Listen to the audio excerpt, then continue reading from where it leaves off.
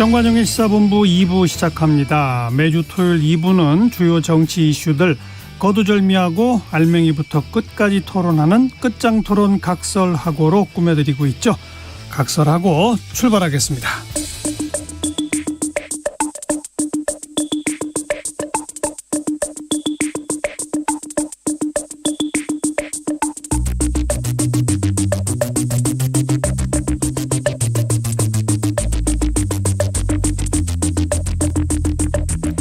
뜸들이지 않습니다. 알맹이부터 찌릅니다. 고수들의 진검승부 끝장토론 각설하고. 네, 국민의힘 법률위원회 부위원장 윤기찬 변호사, 민주당 대변인 지내셨던 현근택 변호사 두 분 어서 오십시오.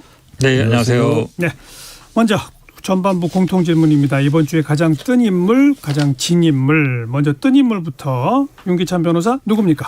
저는 이준석 대표. 이준석 대표가 떴어요? 네, 떴어요? 네. 약간 반합법 같은데. 왜 떴어요? 글쎄 뭐 차기 당대표 적합도 1위를 한 것이 예.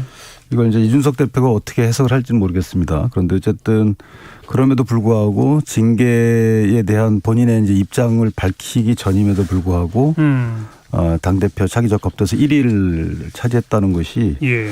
어쨌든 이준석 대표의 좀 그 신비한 뭔가 같은 이 사람을 끄는 뭐 마력이 있는 것 같아요. 그래서 이 부분에 대한 이제 해석과 또 당에서의 어떤 처리 이런 문제가 향후에 당이 정말 내용으로 가느냐 아니면 이준석 대표가 새로운 리더십을 확보하느냐 이런 갈림길의 한 요소로 작용하지 않을까 싶습니다. 그동안에는 이준석 대표는 다음번 당대표 경선에는 안 나간다라고 공언해 왔었는데 이번에 이런 사태를 거치고 차기 적합도 1등하고 그러면 다음번 당대표에도 나올 수도 있다고 보시는 거예요? 열어두겠죠. 그렇죠. 열어두어야만 상황의 변화가. 그렇죠. 이제 지금부터 이것이 본인의 형사처벌에 대한 여러 가지 상황에도 영향을 줄 것 같아요. 그래서 예. 이 상황이 이제 본인이 이제 단언하지는 않겠죠. 안 나간다 나간다. 하지만 상당히 본인의 정치적 영향력을 그냥 둔 상태로 좀 알겠습니다. 관망할 것 같습니다. 이거 후반부에 다시 한번 토론해 보도록 하고요. 현근택 변호사는 이번 주에 가장 뜬 인물. 저는 권성동 원내대표. 그래요? 왜냐면 직무대행을 맡았잖아요. 당대표를 6개월 동안 하게 된 거예요. 그것도 안정적으로 그렇죠. 동의를 받았죠. 보장 받은 거죠. 대통령 때 보장을 받았기 때문에 사실 6개월 당대표 하면요. 뭐 권성동 지금 직무대행이 차기 당대표를 노리고 있잖아요. 가장 앞서갈 수밖에 없어요. 모든 언론이며 모든 주목을 받거든요. 6개월 동안. 사실은 예전에 생각해 보시면 6개월 당대표 하기 쉽지 않은 때도 많았어요. 예. 바로 뭐 선거 끝나면 갈리는 게도 있었기 때문에 그래서 권성동 원내대표가 실질적으로 어찌 보면 약간 2인자로 인정받은 게 아닌가. 당내에서는. 그렇게 본다 그러면 가장 일단 떴다. 네, 전체적으로. 되게 그 살얼음판을 걷는 거죠. 6개월이라는 것은. 왜냐하면 권 원내대표가 어쨌든 선제적으로 당의 내용을 봉합시키는 데는 성공했어요. 예. 그런데 그 봉합이 과연 장기적 관점에서 볼 때 이게 옳은 방향이었는지는 향후에 불거지는 이제 이준석 대표의 행보, 뭐 형사 책임에 대한 결과, 그다음에 당원들의 어떤 뭐 당심의 흐름, 예. 여러 가지를 볼 때 이게 살얼음판이었는지 정말 잘 선택된 건지는 이제 그때 결판나겠죠. 그래도 어쨌든 저게 잡았으니까. 잡은 거죠, 일단. 우리가 뭐 한 네. 1, 2주일 전에 얘기할 때는 조기 전당대회론이 상당히 거세게 일 거다라는 얘기도 나왔었는데 그렇죠. 네. 일단 정리는 된 거잖아요. 일단 윤석열 대통령하고 만나서 일단 그러니까요. 얘기를 했고 이렇게 하겠습니다. 그러니까 법률가하고 법대로 보면 맞거든요. 그러니까 정치적으로야 뭐 사퇴지만 법적으로는 직무 6개월 정지이기 때문에 지금도 대표는 이준석입니다. 예, 지금도 예. 거기를 직무대행하는 거기 때문에 일단 대통령의 뭐 인가를 받았고 당내에서도 지금 다른 얘기 안 나오고 있으니까 정리한 거죠. 근데 유권 해석의 결과이기 때문에 이렇게 가는 게 자연스러운 거예요. 그런데 예. 여기에 정치적인 액션이 가해진다는 것은 결단이죠. 비대위 체제를 가자라는 걸 누가 들고 나서 얘기를 한다든가 이런 것은 왜냐하면 최고위 기능이 없어진 경우에 이럴 때는 비대위 체제에 갈 수 있는 거거든요. 그럼 최고의 기능이라는 게 이제 몇 명이 만약에 사퇴한다든가 이럴 경우에 비대위 체제로 가자고 주장하는 사람이 있을 수도 있는 건데 이게 왜 그러냐면 근데 그런 움직임이 앞으로 예상이 지금은 이제 잠잠해진 거 아닌가요? 그런데 저는 이준석 대표 행보에 따라서는 생길 수 있다는 거죠. 그런데 이 대표가 지금 당원들을 만나고 다니는 것이 아직까지는 그렇게 보이지는 않지만 정상적인 지도력 회복 차원이거나 본인이 일단 입장을 먼저 밝혀야 되잖아요. 예. 근데 징계에 대해서 나 이거 미안하다, 잘못했다. 이건 이제 내일 월요일까지가 아마 징계 재심 청구 기한일 겁니다.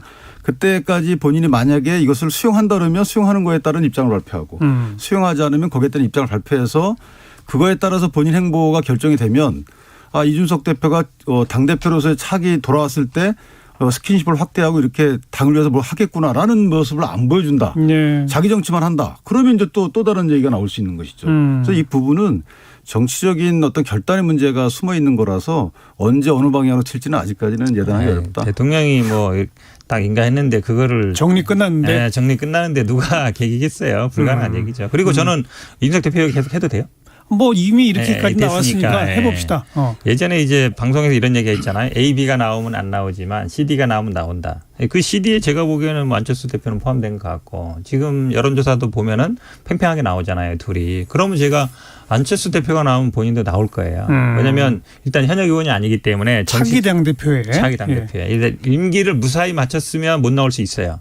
그 전에 한 사람이 또 하려고 그래? 이 얘기일 수 있는데 지금 임기를 무사히 못 마칠 가능성이 높아졌고 그다음에 일단 원외 인사기 때문에 만약에 안철수 대표가 당대표가 되거나 아니면 윤핵관 민인살이 되면 나중에 뭐 공천도 장담 못해요.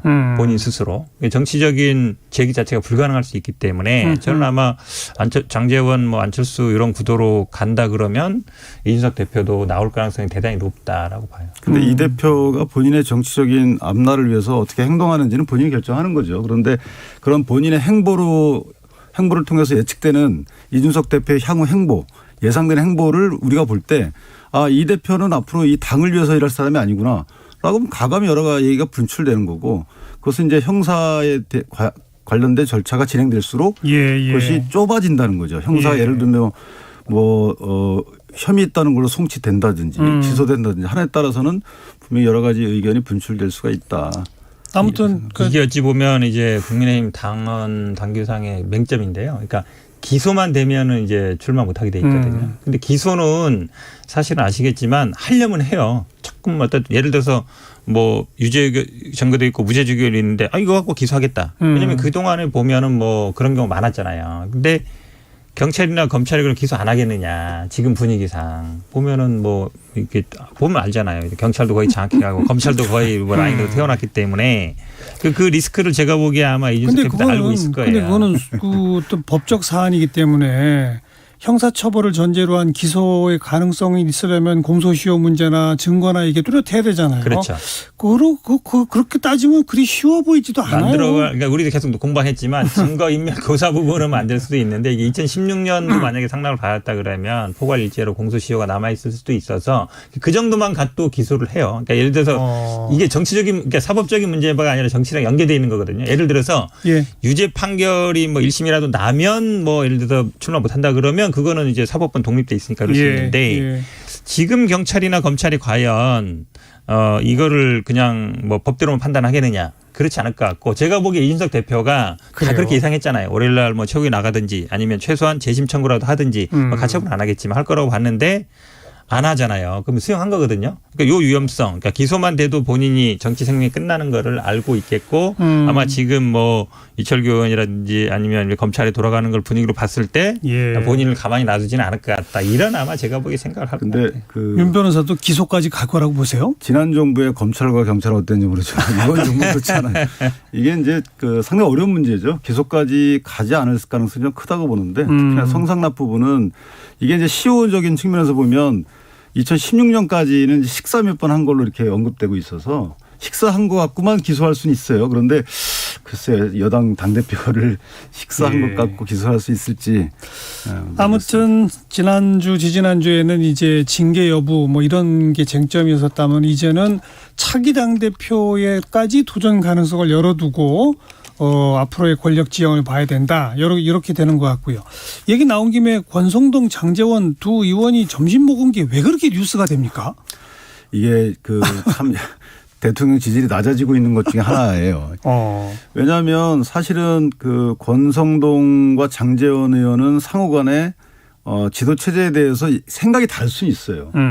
이게 본인들의 앞날을 거기에 대비했든 아니면 순수하게 진짜 그 당을 위한 얘기든 어쨌든 다를 수가 있는 것인데 이게 마치 권력 투쟁인 양 비춰졌다는 것이죠. 또 그렇게 또 여당 내에서도 그렇게 얘기를 하고 있으니까 이게 답답한 문제 중에 하나예요.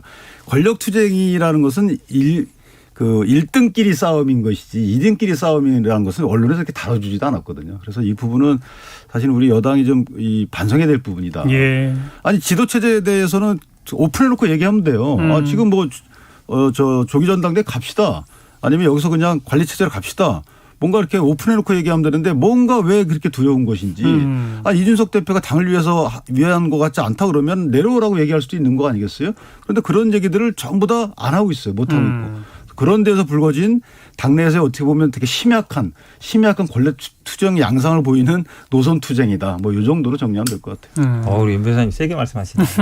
당내 얘기인데. 왜냐하면 사실 이게 하루 이틀 된 게 아니잖아요. 지난번에 아마 이제 검찰 정상화법과 합의했을 때도 뭐 국민투표 가자 근데 뭐 모른다 이런 얘기다가 사실은 제일 부딪혔던 건 민들레 모임 만들 때 공개적으로 비판했거든요. 예, 한마디로 예. 얘기하면 그때 권성동 의원이 비판을 했는데 그때부터 어쨌든 불거진 건데 결국은 이번에도 그럼 이제 직무대행 갈 거냐 아니면 조기 전대 갈 거냐 여기에 달린 거거든요. 근데 유심히 보셨겠지만 이제 많은 언론에 관심 갖는 게 이때 때 만났으니까 일단 공개적으로 만났다는 얘기 뭔가 이제 보여주고 싶은 게 있는 거죠. 예, 그러니까 우리가 예. 잘 지내고 있습니다 그랬는데 마지막 이제 돌아가면서 기자들이 다음에 언제 만날 겁니까 이러니까 권성동 원내대표 서로 바쁘다고 그러더라고요. 나 바쁜데요. 시간 많고 그랬더니 장제원 의원도 나도 바빠요. 그러니까 한마디로 얘기하면 거기서 1시간 20분 동안 얘기했는데 잘 해결이 안 됐다는 얘기예요.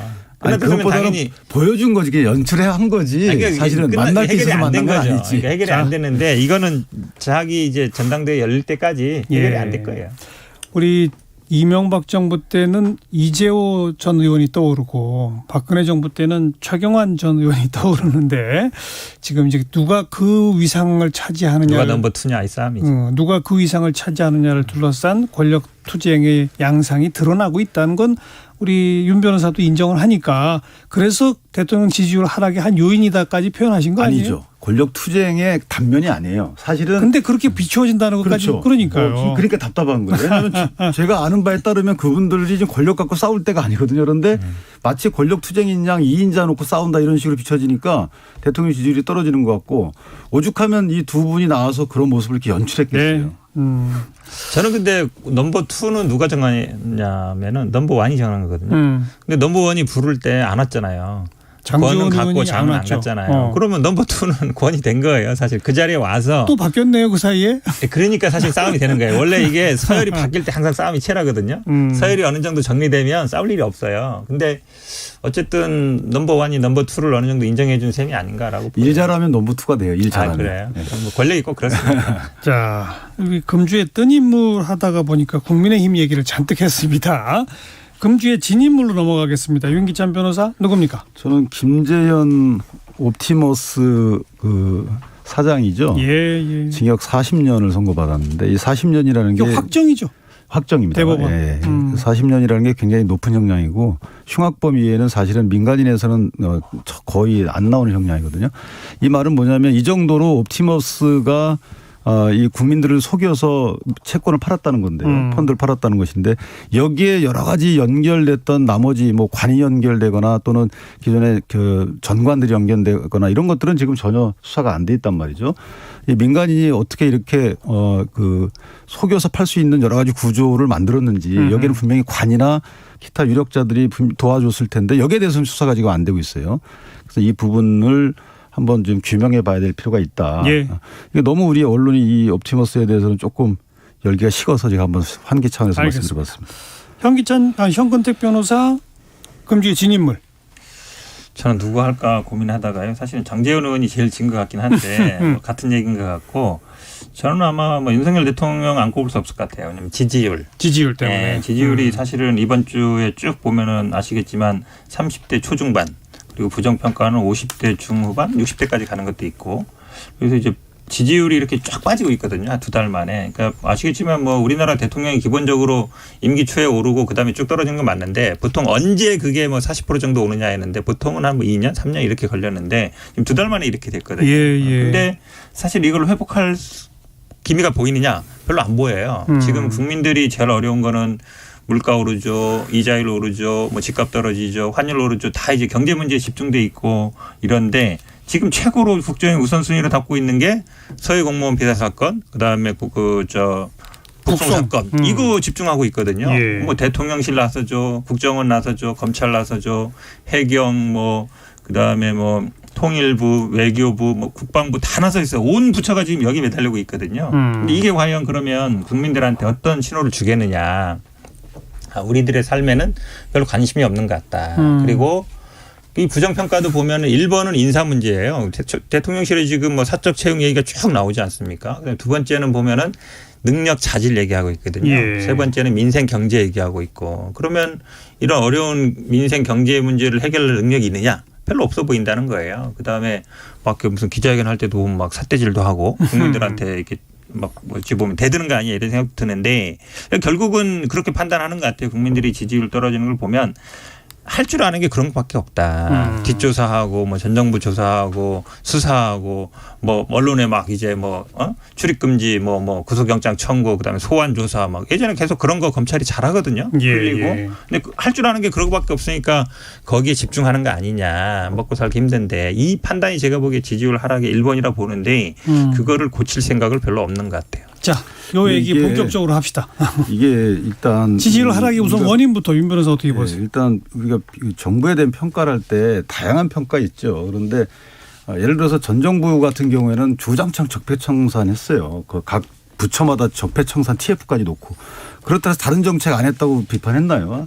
다른 정책 다 하죠. 하는데 적폐청산을 제1 공약으로 내걸고 시작한 정부잖아요. 문정부가. 그런데 소득주 성장 물론 실패했지만 그 추진 안 한 거 아니잖아요. 그러니까 이걸 뭐 이거만 한다 해서 이게 안 한다 이런 게 아니고 국정이라는 건 다양한 부분에서 각 부처가 맡고 있는 역할을 다 하는 것이죠. 그런 예. 측면에서 봐야 되는 것이고 지지율 하락은 일단 뼈 있게 봐야 되는 것인데 일단 첫 번째는 구조적인 원인이 좀 있어요. 구조? 네, 구조적인 원인이 기본적으로 정치 환경이 좀 변해서 뭐 양극화했다 뭐 이런 소리를 뺀다 하더라도 윤석열 대통령의 경우에는 팬덤 정치 팬덤권이 없습니다.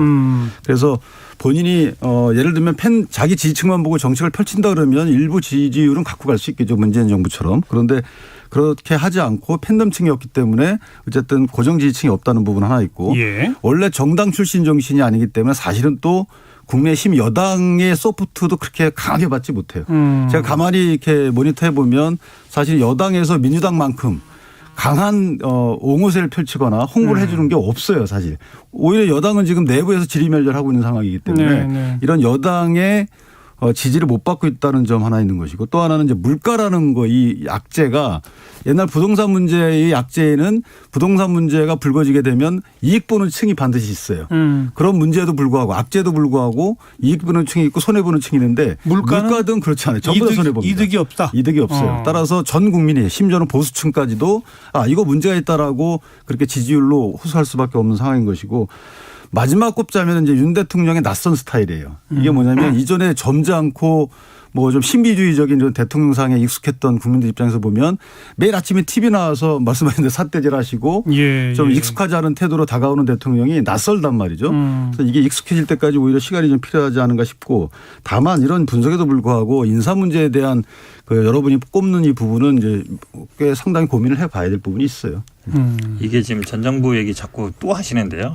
항상 그래요 보니까 뭐 그 정부보다 낫다 그러는데 문재인 정부는 이 촛불 혁명에서 이 시민들의 요구가 엄청났어요. 먼저 이게 적폐 생산해야 된다 요구를 한 거란 말이죠. 근데 지금은 반대로예요. 안 할 수가 없는 상황이었다. 그렇죠. 안 할 때 그러면 당장 이제 어찌 보면 이제 욕먹을 상황이었는데 지금은 그게 아니라 대통령실에서 먼저 이걸 주도하고 있어요. 국민들이 아이고 서해 북방 문제 있습니다. 해주세요 이게 아니라 이거 문제 있습니다. 대통령이 먼저 얘기하고 뭐 북성도 문제 있고 피격도 문제 있습니다. 얘기하면 그 다음에 국정원이 움직이고 그 다음에 검찰이 움직이고 전 정부에서 똑같은 증거 갖고 했던 건 다 뒤집고 있잖아요. 지금 국방부, 통일부, 해경, 통일부, 외교부, 해경, 그렇죠. 외교부까지 꼈죠. 국정원 그렇죠. 그렇습니다. 그러니까 어찌 보면 위에서부터 상명 하달로 쭉 진행되는 거예요. 기본적으로. 그러니까 이거는 뭐 수사 결론도 거의 나 있는 거죠. 그러니까 국민들이 이거 해달라고 뭐 아이고 뭐 저 국정원 앞에 가서 모여서 시위하고 그런 게 아니잖아요. 그러니까 완전히 반대된 거죠. 상황. 근데 이 국민들이 김학의 수사하라 그랬나요? 촛불 국민들이?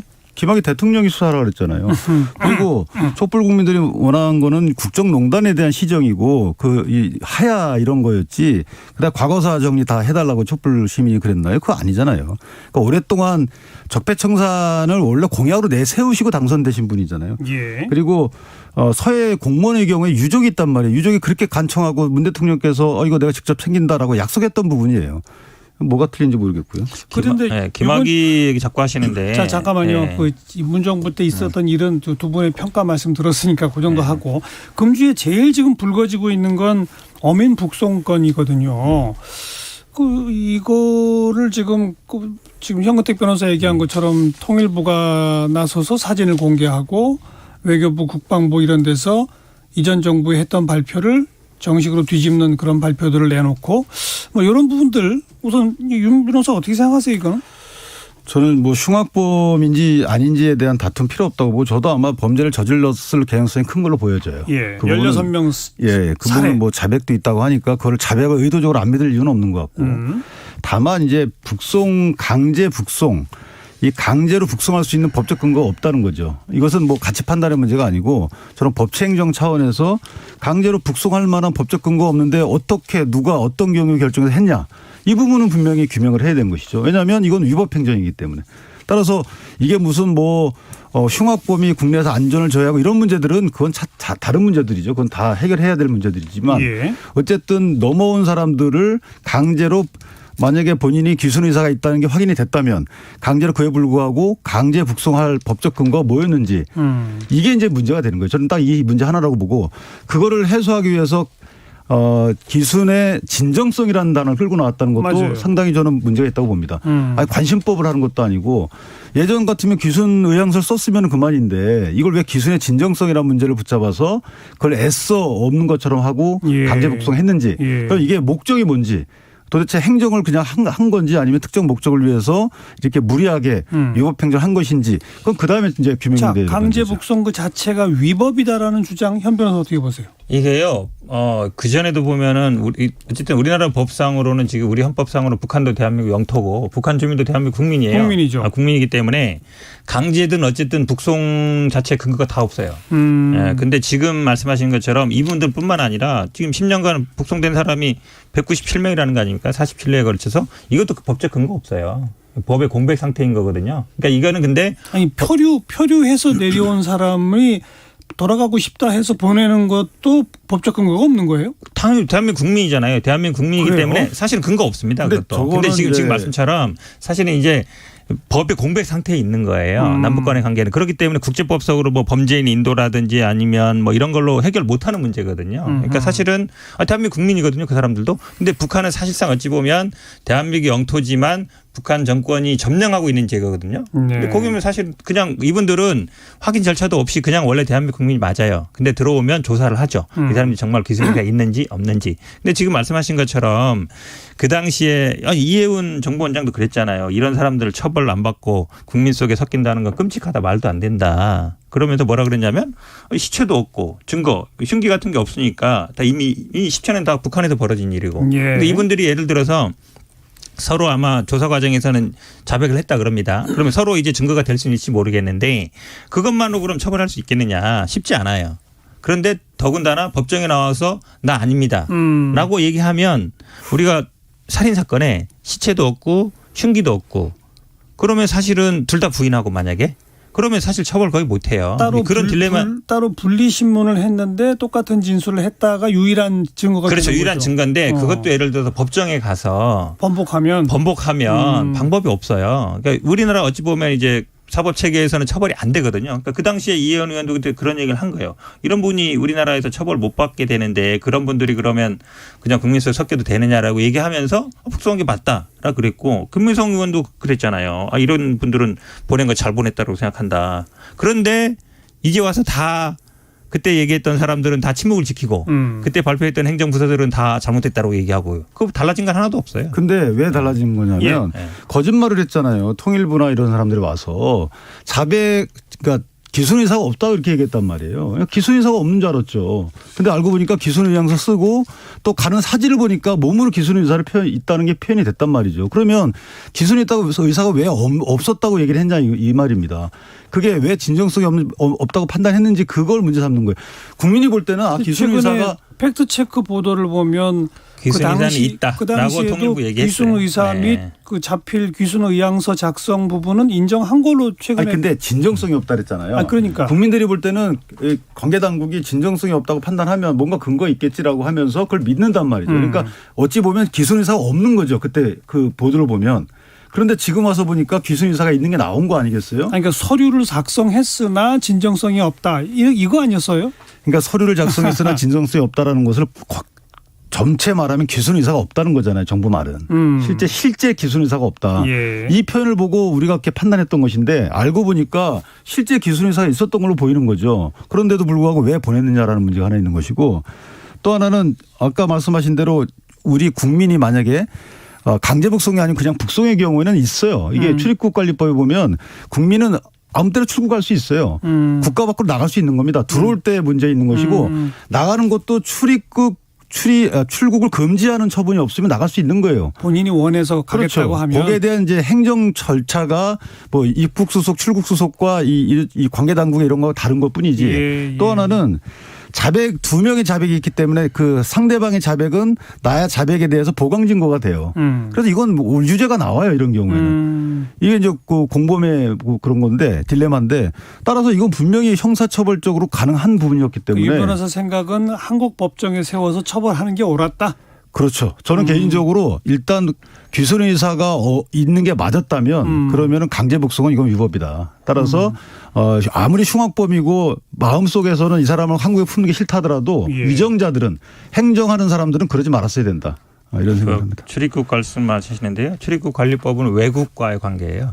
북한은 외국과의 관계 외국이 아니기 때문에. 출입국 관리법 적용이 안 돼요. 법정 맹점은 분명히 있긴 있죠. 그다음에 지금 둘 다 이제 법정에서 자백할 건 전제하는데 제가 말씀드렸잖아요. 법정에서 부인했을 경우 방법이 없다는 거예요. 둘 다 부인했을 경우. 왜냐하면 물증이 없으니까. 그래서 처벌이 쉽지 않고 그 이전에 사실은 이 희생자 16명의 희생자의 가족들은 북한에 있거든요. 그런데 이분들을 우리나라에 처벌하는 게 맞아요? 북한에서 처벌하는 게 맞아요? 기본적으로 희생자에 대한 게 배려가 돼야 되는 것이고 당시에 기순 의사는 당연히 이제 밝혔다는 게 통일부의 입장이었고 그 당시에도 합동신문 조서나 본인 진술서에 기순 의사 밝혔다는 거예요. 거기에 살인도 밝혔다는 거고. 그런데 그 당시에 이제 정황을 보는 거죠. 예를 들어서 그대로 넘어온 게 아니잖아요. 보통 넘어오는 건 그대로 넘어오거든요. 이분들이 그렇게 갔다가 어디 김책하인가 갔다가 한 분은 체포되고 또 두 분이 이게 도망온 거잖아요. 근데 우리나라 뭐 군을 봤을 때 바로 또 온 것도 아니고 막 도망가다 군이 가서 잡았다는 거 아닙니까? 그러면 그 사이에 수많은 무선이나 수많은 지난번에 서해 피격 공무원 때도 이 무선 통화는 100% 도청이 다 되거든요. SI 이른바. 그렇죠. 그럼 이것도 다 남북이 알고 있던 거예요. 그런 어떤 사건이 일어난지도 알고 있고 그렇기 때문에 어찌 보면 서로 정보는 다 알고 있던 거라서 이거를 제가 보기 간단한 해결 방법은 지난번에도 마찬가지예요. 그 서해 피격 때도 저도 항상 방송 나와서 SI를 비공개를 전제로 해서 국회의원들께 보면 된다 이랬잖아요. 그럼 정보위원들이 봐라. 그렇죠. 그러면 이제 월북 이사가 있었는지 없었는지 알 수 있는데 이것도 마찬가지예요. 그냥 그때 신문 조서하고 진술서를 비공개 정보 전제로 해서 정보위원들이 보면 돼요. 근데 중요한 건 얘기 안 하고 항상 빙빙 돌려서 단 얘기만 하고 있는 거예요. 아니 이게 그 기순 의사가 없다고 판단한 근거가 뭐예요? 난 그게 이해가 안 가는 게 진정성이 없다는 게 뭡니까? 기순 의사 있다고 그랬잖아요. 기순 의사 표시했는데 너 진정성이 없어. 이런 행정이 어디가 있어요 세상에. 분명히 말을 했어야지. 예를 들어서 뭐 어떤 점 때문에 기순 의사가 없다는 게 확실히 돼. 그거는 언제 있어야 되느냐. 기순한 이후에 있어야 될 거 아니에요. 예. 기순하기 전에 여러 가지 행적 갖고 너는 기순 의사 없어. 이렇게 할 수는 없는 거예요. 기순 의사 한 뒤에 또 다른 어떤 행위를 보니까 이 기순 인사를 피했던 게 진정성이 없다. 이렇게 돼야 되는 것이지 이전에 어떤 행동을 했다는 것 같고 그 위에 피한 기순 인사가 없다고 판단한다 그러면 기순 인사가 전부 다 없앨 수 있는 거죠. 그건 말이 안 되는 거예요. 그렇게 따졌기 때문에 지금 서해 공무원 문제도 생긴 거 아니겠어요. 살인에 대한 범죄 도피 그 의도가 더 강하다고 본 거죠. 그리고 아니, 이런 그러면 분들을 오히려 국내에서 기준사가 있는 처벌할 거죠. 수도 없는 상황이기 때문에 사실은 맞지 않다, 적절치 않다고 본 거고 그 아니, 당시에 이혜원 정보위원장도 그렇게 얘기를 한 거잖아요. 그러니까. 귀순과 도피 이걸 어떻게 받아들이죠? 도피해서 있었겠죠. 이 말은 뭐냐면 자, 이 사람들이 도망다니다 한국 해군에 납포됐어요. 예. 자, 잡히는 순간에 나 그래도 북한 갈래. 이건 기순인사가 없는 거예요. 그런데 기왕 잡혔으면 그래도 이 재판 체제가 선진적인 한국에서 받을 속셈이었다. 이건 당연히 기순인사가 있는 거예요. 그런데 잡히기 싫었다. 이랬다고 해서 기순인사 없다고 보나요? 북한으로 돌려보내지길 원했나 이 사람들이? 그 선진 체계가 아닌 사법 체계 재판 받으러 말이 안 되는 거잖아요. 이거는. 아니, 우리나라에서 처벌도 될지 안 될지 불분명한데 이런 사람들 우리나라 법정에 세워가지고 해야 돼요. 자, 증거도 하나도 없고 그 아까 피해자도 없는데. 현근택 변호사도 지적했습니다마는 뭐 예를 들면 국회 정보위원회나 이런 데서 누군가 문제 제기를 하고 뭐 인권단체에서 문제 제기를 하고 그러면 조용히 그 당시에 각종 자료를 이렇게 점검하고 같이 열람하고 하면서 논의를 이끌어 나가는 방법도 있을 텐데 이거를 뭐 3일 만에 조사를 끝냈다라고 하는 것을 그 당시에 서훈 전 국정원장이 이제 국가안보실장으로서 잘못 압력을 넣었다고 해서 국정원이 고발까지 하고 뭐 이렇게 일부러 공식된 정치적 쟁점으로 만들어 가려고 하는 어떤 현 정부의 정치적 의도가 있는 거 아니냐라는 지적에 대해서는 어떻게 보세요? 뭐 그럴 수 있어요. 그런데 만약에 고발을 당한 분이 고발장 내용 유추되는 내용을 보면 뭔가 삭제하거나 뭐 삭제 지시하거나 이런 게 있었다는 거거든요. 첩보 보고서나 보고서에 거기에 내용 이거 고쳐. 근데 그 고쳐라는 내용이 뭐 기순 의사의 진정성을 없앨 만한 이런 것들이 포함됐다. 그러면 한쪽으로 몰아가려고 했던 거 아니겠어요? 그러니까 그러면 뭔가 범죄 혐의점이 있는 거고 그런데 알고 보니까 기순의 진정성이 있다 그러면 이거는 위법한 행정이다라고 연결이 된다 그러면 당연히 수사를 해야 되는 거 아니겠어요? 그것은 적폐도 아니고 현폐잖아요. 현재 있는 위법행위이기 때문에 이건 당연히 수사를 해야 되는 것이고 예. 그런 측면에서 보면 이걸 정치적 공세로 보는 거는 저는 납득이 안 되는 게 이 부분이 예전에도 문제가 됐던 부분이에요. 그 당시에도 2020년까지도 계속 문제가 됐던 부분인데 최근에 이제 여러 가지 진정성 판단 사진이 이제 공개되다 보니까 그러니까 사진을 통일부가 뭐 누가 강력히 요구한 것도 아닌데 딱 공개하는 것 자체가 정치적 의도가 아니냐라는 해석은요. 아니 바로 잡는 거죠. 예를 들어서 야 이런 사진을 봐라 이게 진정성 없는 거냐. 아니 그럼 통일부 입장에서 보면은 원래 통일부 해야 되는 일 아니겠어요? 이게 잘못된 판단을 여태까지 쉬쉬 못 밝히다가 이제 밝힐 만한 환경이 된 거죠. 그때 밝힌 거죠. 어떻게 적폐청산 보십니까? TF하고 똑같아요. 현 변호사님. 이게 자꾸 뭐 바로 잡는 위법 거다. 얘기하시는데요. 뭐 무슨 위법이냐, 무슨 뭐 보낸 거 위법이냐 그런 게 아니에요. 뭐 직권남용. 그다음에 무슨 전자기록 위장 뭐 이런 거거든요. 근데 증거 제가 말씀드리잖아요. SI 증거 원본은 국방부에 있어요. 그다음에 예를 들어 진술서라든지 합동신문조서는 국정원에 있어요. 예. 그건 어떻게 못합니다. 그럼 예를 들어 보고서를 작성하다가 뭐 이렇게 고쳐라 저렇게 고쳐라 그런 걸 다 직권남용으로 처벌하고 뭐 예를 들어서 전자기록 위장으로 처벌하면 그 상부 부선 상위자는 밑에 사람이 올리는 대로 그냥 사인해야 돼요. 근데 정보라는 건 아시겠지만 정보는 여러 가지 많은 게 올라옵니다. 예. 그럼 그중에 취사 선택하는 거거든요. 근데 그걸 보고서를 작성하는 거예요. 제가 보기엔 아마 보고서 작성에 글자 고치라 한 걸 아마 직권남용으로 처벌할지도 몰라요. 그런 상황이 되면. 그렇게 가고 있어요 지금. 네, 상식적으로 얘기를 하세요. 상식적으로. 아무튼 지금 사람들이 일반 국민들은 그 윤석열 정부의 인사 문제 그다음에 뭐 민생 문제 그래서 사실 지금 무슨 서해 공무원이라든지 어민 북송이라든지 이쪽에 별로 관심이 없는데 정부 여당 아니 뭐 여당이라고 하긴 좀 그렇습니다만 정부가 이걸 나서서 자꾸 이슈화한다라고 아까 현 변호사님 지적하신 거죠. 그렇죠.